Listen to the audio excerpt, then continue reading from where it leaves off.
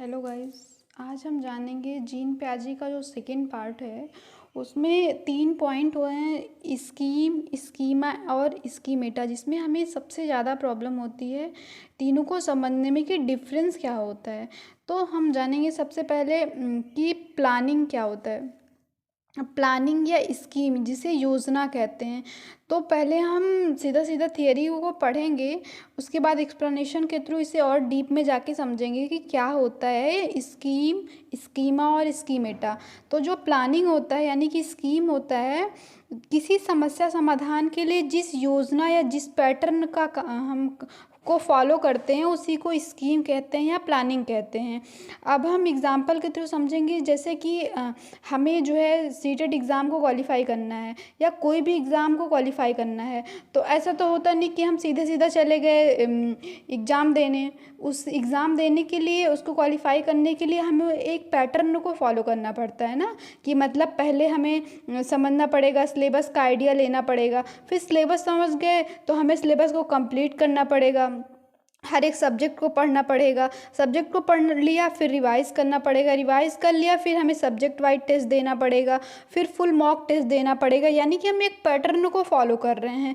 तो अगर कोई भी काम जब हम पैटर्न को फॉलो करके करते हैं किसी भी प्रॉब्लम को सॉल्व करने के लिए, जैसे हम ये मान लेते हैं कि सीटेट को क्रैक करना हमारा एक प्रॉब्लम है और उसको सॉल्व करने के लिए हम जिस पैटर्न को फॉलो कर रहे हैं, एग्ज़ाम्स वगैरह दे रहे हैं, वो एक प्लानिंग है।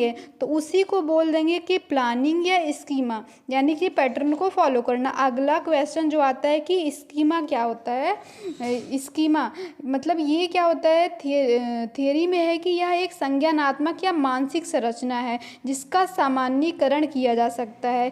इसको हम एग्जाम्पल के थ्रू समझेंगे कि जैसे कि हमारा किचन हो गया। किचन क्या हो गया, संज्ञानात्मक या मानसिक संरचना हो गया। हम मानेंगे कि हमारा जो किचन है वो संज्ञानात्मक या मानसिक संरचना होता है और इसमें जैसे बहुत सारी चीज़ें रखी होती हैं। किचन में ऑयल रखा होता है, वेजिटेबल्स रहते हैं, फ्रूट्स रहते हैं, किचन के सारे पैन रहते हैं।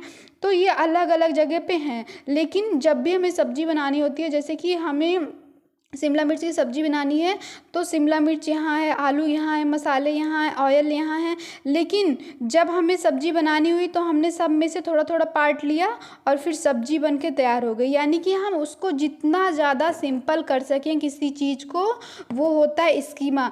स्कीम यानी कि एक ऐसी संज्ञानात्मक या मानसिक संरचना जिसका सामान्यीकरण किया जा सके और जितना ज़्यादा जनरलाइज फॉर्म में उस चीज़ को सिंपल वे में समझाया जा सके, लिखा जा सके। हम में समझ सकते हैं कि किचन को हमने क्या माना, किचन को यहाँ पे हमने संज्ञानात्मक संरचना माना और जो है और उसमें डिफरेंट चीज़ें थी जिसको हमने इकट्ठा किया, जनरलाइज किया। तो जनरलाइज टर्म से हम स्कीमा को तुरंत कैच कर सकते हैं कि स्कीमा मतलब जनरलाइजेशन, सामान्यीकरण। अगला जो पॉइंट आता है स्कीमेटा, अनुभव तथा व्यवहार को संगठित करने की जो संज्ञानात्मक संरचना होती है उसी को स्कीमेटा कहते हैं। जैसे कोई चीज़ हमें अचानक से नहीं आती है, धीरे धीरे चीज़ें प्रैक्टिस के थ्रू आती हैं, धीरे धीरे हम मैच्योर हो जाते हैं, किसी चीज़ के बारे में हमें एक्सपीरियंस अच्छा या बुरा मिलने लगता है, वो चीज़ हम बिहेवियर के थ्रू समझते हैं। तो यानी कि जो हमारे एक्सपीरियंस है और जो व्यवहार है वो